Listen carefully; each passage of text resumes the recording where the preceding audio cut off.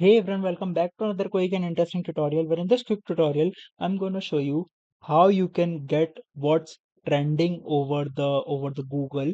Now in order to do it, all you need is just simply open any of the browser. It's very useful if you are a content creator. You're going to know what's trending, and if you create content about the same, it will be very helpful for you. Now just simply in the search bar hit Google Trends. Once you do that, just simply hit enter, and here the first website which is trends.google.com, and this website provides you with all the trends about anything. For example, if this is the about some match, cricket match, and here all the search graphs for the same.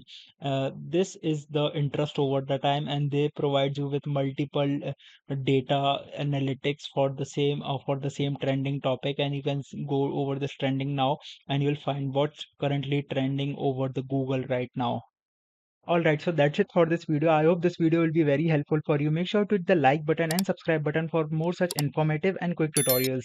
See you in the next one. Take care.